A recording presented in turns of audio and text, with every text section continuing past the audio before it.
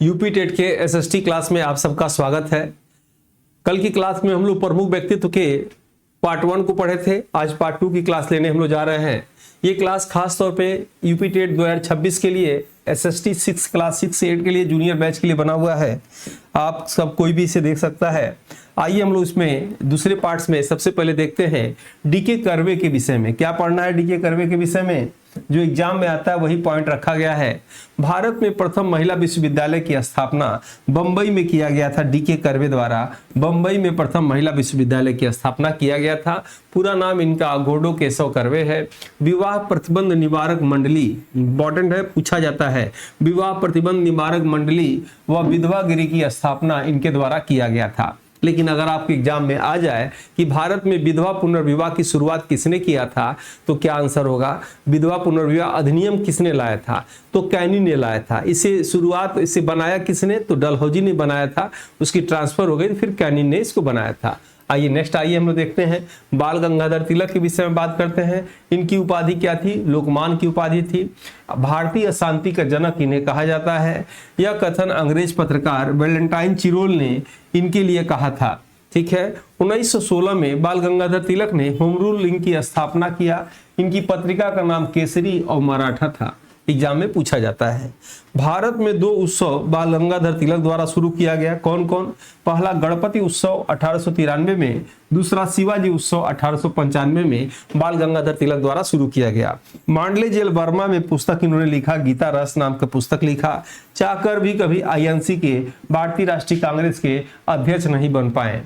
और लाला लाजपत राय उपाधि याद रखिएगा, पंजाब केसरी। समाचार पत्र का नाम पंजाबी था। इनकी पुस्तक का नाम अनहैप्पी इंडिया या उदास भारत। बार बार पूछा जाता है, ये महत्वपूर्ण है। कई बार पूछता है उदास भारत अनहैप्पी इंडिया किसने लिखा था? तो लाला लाजपत राय ने लिखा था, याद रखिएगा। साइमन कमीशन के विरोध में पुलिस अधीक्षक जेम्स ए स्कॉट ने लाठीचार्ज का आदेश दे दिया था और बाद में लाठीचार्ज से घायल होकर इनकी मृत्यु हो गई थी, जिसका बदला भगत सिंह ने लिया था।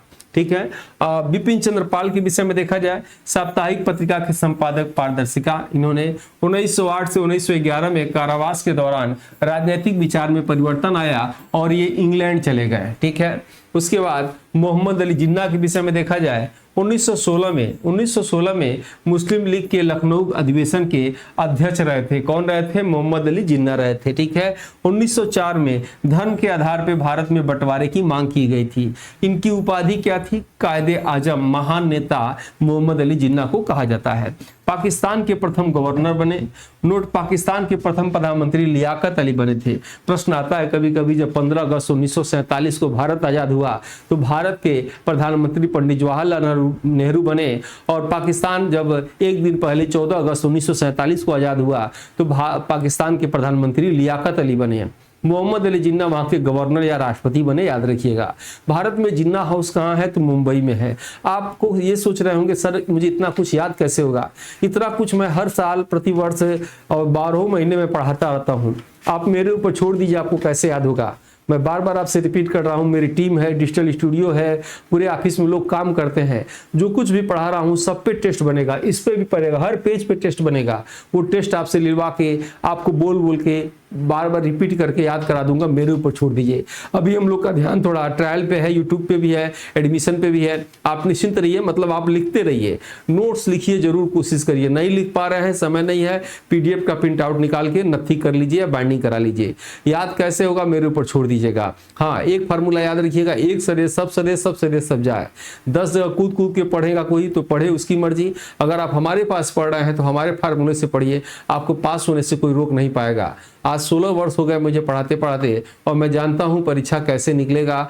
परीक्षा हाल में आप बैठेंगे, आपको सही चीज कैसे याद होगा ये मुझे अच्छी तरह से मालूम है। खैर छोड़िए उस बात को, आप स्वतंत्र हैं, कुछ भी कर सकते हैं। नेक्स्ट आइए इसमें से फिरोज शाह मेहता के विषय में देखा जाए। फिरोज शाह मेहता याद देखिएगा, पारसी परिवार से संबंधित और आईएनसी के संस्थापक सदस्य थे।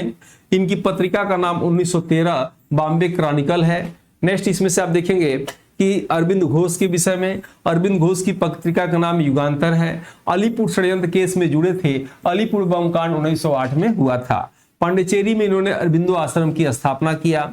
राम मनोहर लोहिया के विषय में क्या पूछता है, इनकी पत्रिका का नाम जो है कांग्रेस सोशलिस्ट पत्रिका के संपादक थे। अंबेडकर नगर उत्तर प्रदेश में इनका जन्म हुआ था, खैर वो नहीं पूछेगा। कांग्रेस सोशलिस्ट पार्टी 1934 की स्थापना करने वाले प्रमुख सदस्यों में से एक थे। चक्रवर्ती राजगोपालचारी, इनके विषय में प्रश्न क्या आता है देखा जाए। 1944 में CR दास प्लान इन्होंने दिया था। माउंटबेटन के बाद, लॉर्ड माउंटबेटन के बाद स्वतंत्र भारत के प्रथम भारतीय गवर्नर जनरल बने थे। यही स्वतंत्र भारत के जो है आखिरी गवर्नर जनरल भी बने थे। स्वतंत्र पार्टी का गठन भी इन्होंने ही किया था। राजेंद्र प्रसाद देखा जाए, इनका जन्म कहाँ हुआ था, जीरादेई में हुआ था, सिवान में बिहार में हुआ था, और इनकी समाधि का नाम महाप्रयाग घाट कहाँ, पटना में है। ठीक है, उपाधि क्या मिला था, भारत के अजात शत्रु या बिहार के गांधी के नाम से इन्हें जाना जाता है। भारत के प्रथम राष्ट्रपति और लगातार 2 बार जो है ये राष्ट्रपति बने थे। जयप्रकाश नारायण के विषय में क्या आता है, इनकी उपाधि लोकनायक है। सर्वोदय योजना इन्होंने जयप्रकाश नारायण ने दिया था। देवेंद्रनाथ टैगोर, इनकी उपाधि क्या थी, महर्षि उपाधि थी। प्रिंस की उपाधि इनके पिता द्वारा द्वारकानाथ टैगोर द्वारा की थी। तत्वबोधिनी सभा के संस्थापक थे कौन, देवेंद्रनाथ टैगोर। तत्वबोधिनी पत्रिका के संपादक भी थे देवेंद्रनाथ टैगोर। आइए नेक्स्ट देखते हैं मदन मोहन मालवीय। इनका जन्म 25 दिसंबर 1861 को इलाहाबाद में होता है। मृत्यु 52 नवंबर 1986 को वाराणसी बनारस में इनकी मृत्यु होती है। इनकी पत्रिका का नाम अभ्युदय है और दैनिक लीडर अंग्रेजी। इनका नारा था सत्यमेव जयते, और जो है इसमें आप देखेंगे सत्यमेव जयते को लोकप्रिय बनाया, यह मूल रूप से मुंडकोपनिषद से लिया गया है। ठीक है, उपाधि यानी मदन मोहन मालवीय की उपाधि महामना गांधी जो द्वारा इसे दिया गया था, और इन्होंने 1916 में बनारस हिंदू विश्वविद्यालय में याद रखिएगा स्थापना किए थे। यहाँ एक हिडन प्रश्न की अगर हम चर्चा करें, आप जानते होंगे 9 जनवरी 1915 को महात्मा गांधी दक्षिण अफ्रीका से भारत आए थे और 9 जनवरी को प्रवासी दिवस मनाया जाता है। महात्मा गांधी का भारत में प्रथम सत्याग्रह चंपारण सत्याग्रह था, जो चंपारण जिला बिहार में 1917 में हुआ था।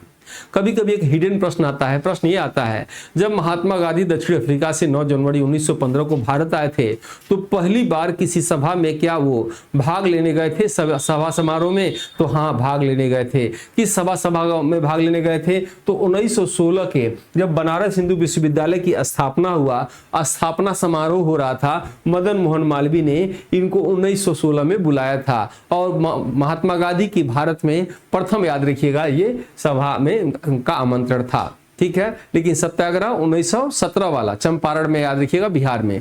लेकिन महात्मा गांधी के जीवन में पूछे कि महात्मा गांधी के जीवन का प्रथम सत्याग्रह कब था, तो 1906 में हुआ था। कहाँ हुआ था? दक्षिण अफ्रीका में हुआ था। किस नाम से हुआ था? एशियाटिक सोसाइटी जो है, एशियाटिक जो है रजिस्ट्रेशन एक्ट के विरोध में हुआ था। यानी एशिया के लोग को दक्षिण अफ्रीका में चलना है तो साथ में एक पर्ची लेके जेब में चलना पड़ता था। पर्ची गुम हो गई तो सजा दंड मिलता था। तो लोग इस नियम को हटाने के लिए उन्होंने एशियाटिक रजिस्ट्रेशन एक्ट के विरोध में महात्मा गांधी ने अपने जीवन का पहला सत्याग्रह 1906 में किया था। खैर छोड़िए उसको। यहाँ देखिएगा महात्मा गांधी के जीवन का प्रथम जो है कई सभागार में गए थे, तो बनारस हिंदू विश्वविद्यालय में 1916 में गए थे। किसने बुलाया था? मदन मोहन मालवीय ने बुलाया था। और वहीं उन्होंने मदन मोहन मालवीय को उपाधि क्या दिया? महामना की उपाधि दिया।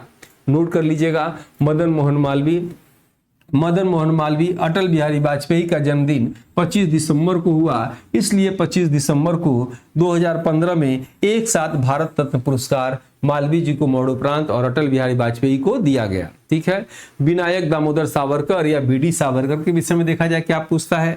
1899 में मित्रबेला की स्थापना नासिक में, 1904 में मित्रबेला का नाम अभिनव भारत सोसाइटी जो है रखा गया। इनकी पुस्तक का नाम the Indian war of independence है। यह पुस्तक 1857 के भारतीय विद्रोह पर लिखे जाने के कारण अंग्रेजों द्वारा प्रतिबंधित जो है कर दी गई थी। चित्तरंजन दास की उपाधि देश बंधु और राष्ट्रीय वकील है।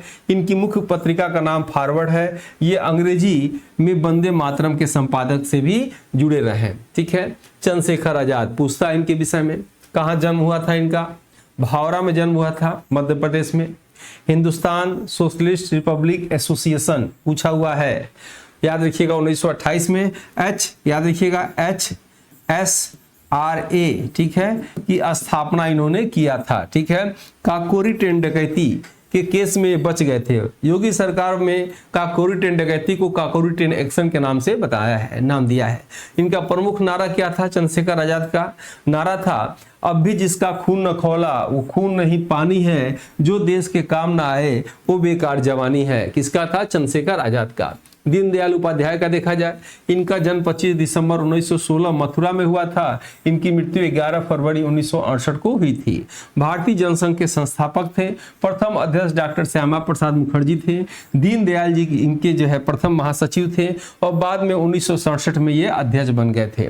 नोट कर लीजिएगा, मुगल सराय रेलवे स्टेशन, कांडला बंदरगाह जो गुजरात में है, दोनों का नाम जो है दीनदयाल उपाध्याय के नाम पे रखा गया है। 2014 में इनके जन्म दिवस पर 25 सितंबर को अंत्योदय दिवस मनाने की जो है घोषणा की गई है। जगजीवन राम स्वतंत्र भारत के प्रथम श्रम मंत्री हैं। इन्हीं की पुत्री भारत की प्रथम महिला लोकसभा अध्यक्ष मीरा कुमार, याद रखिएगा, इन्हीं की जो है पुत्री हैं। नेक्स्ट है एनी बेसेंट, आयरलैंड की महिला थी, भारत की नागरिकता प्राप्त की थी। 1916 में ऑल इंडिया होम रूल की स्थापना इन्होंने मद्रास में किया था, पूछा जाता है। 2 पत्रिका याद रखिएगा, कॉमनवेल्थ, न्यू इंडिया इनके द्वारा निकाली गई। यंग इंडिया नहीं, याद रखिएगा, यंग इंडिया तो महात्मा गांधी द्वारा, न्यू इंडिया कॉमनवेल्थ किसके द्वारा? एनी बेसेंट के द्वारा निकाला गया। भगिनी निवेदिता के विषय में क्या प्रश्न आता है? यह भी आयरलैंड की महिला थी। बचपन का नाम मार्गरेट था।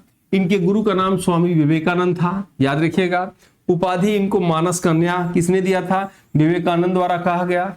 इन्हें निवेदिता ईश्वर को समर्पित नाम स्वामी विवेकानंद ने ही दिया था। सरोजिनी नायडू, इनके विषय में प्रश्न आते हैं। भारत कोकिला वो आईएनसी भारतीय राष्ट्रीय कांग्रेस की प्रथम भारतीय महिला अध्यक्ष बनी। 1925 में कानपुर अधिवेशन में बनी थी। कैसर हिंद की उपाधि मिली, बाद में वापस कर दी गई। सविनय अवज्ञा आंदोलन, द्वितीय गोलमेज सम्मेलन, भारत छोड़ो आंदोलन में गांधी जी के साथ ये सहयोगी बनी। भारत व उत्तर प्रदेश की प्रथम महिला राज्यपाल सरोजिनी नायडू ये बनी थी, याद रखिएगा। और भारत कोकिला इन्हें कहा जाता है। स्वर कोकिला किसे कहा जाता है? स्वर कोकिला लता मंगेशकर को कहा जाता है। ठीक वैसे ही जैसे महल परी रानी लक्ष्मीबाई को कहा जाता है, महक परी बेगम हजरत महल को कहा जाता है। ठीक है, आइए नेक्स्ट आइए देखते हैं डॉक्टर मित्थु लक्ष्मी रेड्डी के विषय में। देखा जाए 1930 में नमक सत्याग्रह में गांधी जी के साथ गिरफ्तार हुई थी। भारत की प्रथम महिला चिकित्सक आनंदीबाई जोशी और कादम्बरी गांगुली थी। डॉक्टर मित्थु लक्ष्मी रेड्डी भारत की पहली महिला विधायक और किसी सरकारी हॉस्पिटल की प्रथम महिला सर्जन थी। कौन? डॉक्टर मित्थु लक्ष्मी रेड्डी। सुभद्रा कुमारी चौहान के विषय में देखा जाए, सुभद्रा कुमारी चौहान, इनका मुख्य योगदान 1923 के झंडा सत्याग्रह, जबलपुर नागपुर और गांधी जी के असहयोग आंदोलन में था। ये भारत की प्रथम महिला सत्याग्रही थी जिन्हें जेल हुआ था। शौक था क्रांति गीत लिखना। कविता संग्रह का नाम जागृति, देशभक्त से बड़ी कविताएं हैं। प्रसिद्ध रचना इनका याद रखिएगा, झांसी की रानी और मुकुल, किसका? सुभद्रा कुमारी चौहान का। राजकुमारी अमृता कौर के विषय में याद रखिएगा, भारत की प्रथम स्वास्थ्य और कैबिनेट मंत्री राजकुमारी अमृता कौर बनी है। इसी के साथ ये जो है कोर्स हम लोग का ये प्रमुख व्यक्तित्व का चैप्टर समाप्त होता है। और जो लोग भी अभी यूपी टेट नहीं लिए हैं, लीजिए, अभी स्टार्ट हो रहा है। प्राइमरी और जूनियर दोनों के लिए 2200 रुपये रेट है, 1100, लेकिन अभी 1100 में दिया जा रहा है। आप मेरे साथ तैयारी करिए, निश्चित ही यूपी टेट आपका निकल जाएगा। तरीका मैं जानता हूँ। और इसे कोर्स को लेने के लिए आप QR कोड का मांग सकते हैं, या कि जो है इस कोर्स लेने के लिए 979596 2010 ये जो नंबर आप देख रहे हैं इस पे कॉल या इंक्वायरी कर सकते हैं। ठीक है, इसी के साथ आज की क्लास को हम समाप्त करते हैं। मिलते हैं नेक्स्ट वीडियो में, तब तक के लिए जय हिंद, जय भारत।